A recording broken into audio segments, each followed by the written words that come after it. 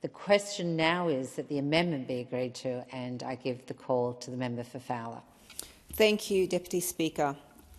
We speak in thousands, millions and billions and percentages in this House.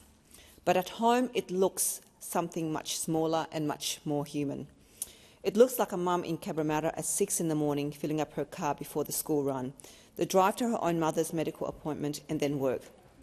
It looks like a young apprentice in Canleyville watching the fuel light come on, working out whether he can make it to payday. It looks like a small business owner in Wetherill Park with 2 vans on the road, watching the Bowser and deciding whether this is a good month or a hard one. That is who I'm speaking for today. When the government announced in March that it would halve the fuel excise for 3 months, I welcomed it, and so did my community. The cut from 1st of April to 30th of June made a real and immediate difference at the Bowser.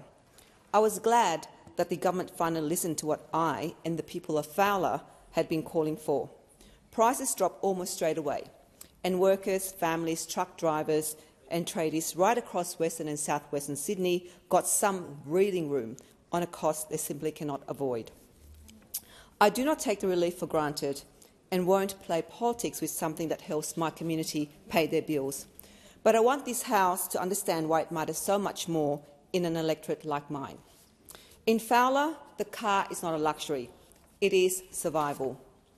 For people in my community, drive because there's no real alternative. They drive to work, often to jobs that start before the sun comes up or finish long before it goes down. They drive to university and to TAFE, and they drive to care for the people they love, because that is something we do not talk about enough in this place. The amount of unpaid care that happens in households across Fowler absolutely dependent on those carers being able to continue to fill up their car. It is the daughter driving her elderly parents to the doctor. It is the family getting a relative with disability to their services. It is one household holding up 3 generations. And almost all of that care happens behind the wheel of a car.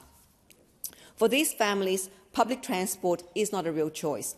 In my community, a reliable public transport system is close to non-existent, whether we are talking about buses, trains or metro. The services are too far apart. The routes do not go where people actually need to go, and a shift worker cannot build their life around a bus that might not come. So my community drives, and then they pay again. They pay tolls, they pay registration, they pay insurance. Put it all together, and families in electorates like mine are spending thousands of dollars a year just to get to work, to study, and to just look after their own families. Not because they're doing anything wrong, but because in practice there is no option. Mine is also a community where the majority of us speak a language other than English at home. It is a community built by migrants and refugees who arrived with very little, who build businesses, raise families and ask for nothing more than a fair go. They work hard and they simply want a country and a government that works as hard for them. So let me turn to what this bill actually does in plain terms. The 3-month halving of fuel excise is coming to an end. This bill manages what happens next. Instead of letting the fuel excise snap back overnight, it reduces the excise and the equivalent customs duty on most fuels by 30.4 cents below the normal rate. That relief runs from 1st of July 2026 until the day before the next indexation date, which is currently expected to be 2nd of August 2026.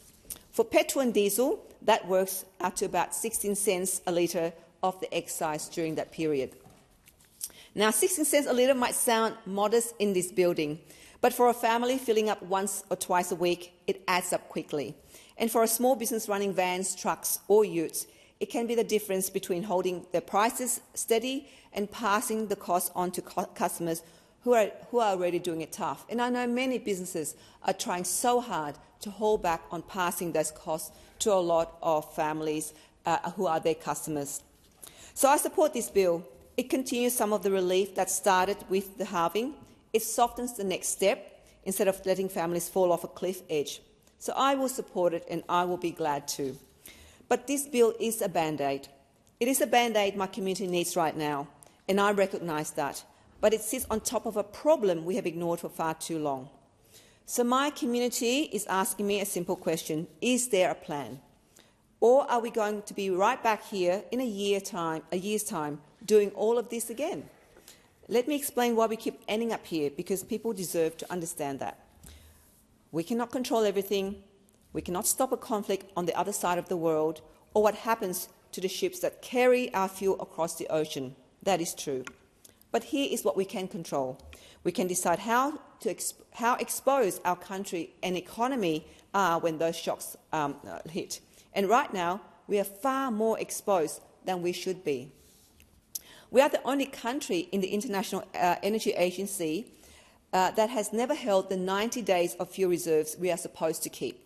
So when something goes wrong far away, the price at the Bowser in Cabramatta moves almost straight away, with very little standing between my community and that shock. The government has put aside $3.2 billion for an emergency fuel reserve. That is sensible, and I welcome it. But it has put just $10 million into even studying whether we could rebuild our ability to make more of our own fuel.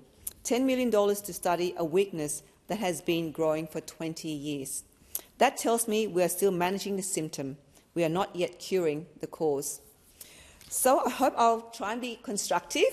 I think it's not enough to always point to a problem, and my hope is that my construction is considered and taken on board by the government. There are two that I'm asking this government to take seriously. First, to give us regular local buses. Not a promise for 10 years from now, but people can actually rely on soon. A service that runs often enough that a mum, hopefully, can leave the car at home, or a student can get to TAFE without begging for a lift. The Commonwealth already helps fund transport across Western Sydney through the City Deal and the projects around the new airport. So I'm asking this government to sit down with the New South Wales government and fund frequent local bus services for the suburbs people already live in. Buses can be running in months, not decades. And every family who can leave their car at home is a family who stops being held hostage by the price of petrol, and also hopefully contribute to a cleaner environment. Second, give us an east-west rail connection.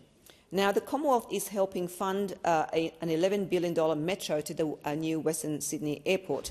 It runs from St Mary's out to the airport and the new city of Bradfield, and that is welcome. But that line serves the new growth areas. It does not run through the suburbs my community already lives in, places like Liverpool, Warwick Farm, Cabramatta, Canley Vale, Wetherill Park or Prairie Vale. Our rail network was built to run one way, into the city and back out again. It was never built to connect our suburbs to each other or to the new jobs out west. And the case for an east-west rail link is not new. It was identified years ago in the very studies that built the case for the City Deal as one of the connections our region would need, linking the new airport through to Parramatta. But it has never been funded. It has been left as a line on a map, a someday project, while my community waits.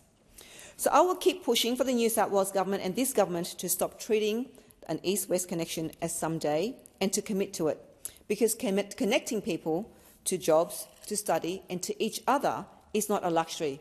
It is how a community gets ahead and grow and thrive. So I will press this government to make fairness for Western Sydney and South Western Sydney part of the deal every single time it puts money on the table. Deputy Speaker, let me finish where I started, my community. For too long, my community was treated as a seat that could be taken for granted. We were promised the buses, the trains, and investment. It went somewhere else. So let me be clear about what the people of Fowler want. The same fair go that the rest of New South Wales already enjoys. To get to work without going broke. To care for their family without counting every kilometre. And to know that the country they helped build is planning for their future, not just patching over their present. I will vote for this bill and support it because my community needs the relief and I will never stand in its way. But I will keep asking the question they sent me here to ask, where is the long-term plan? The people of Fowler have fought hard for every cent of help they have ever received. They have earned more than than a Band-Aid. They need a government that builds them something lasting, a future that is more secure, more affordable and more connected. So I will not stop pushing until my community gets it, and I will keep fighting for that longer-term plan. Thank you.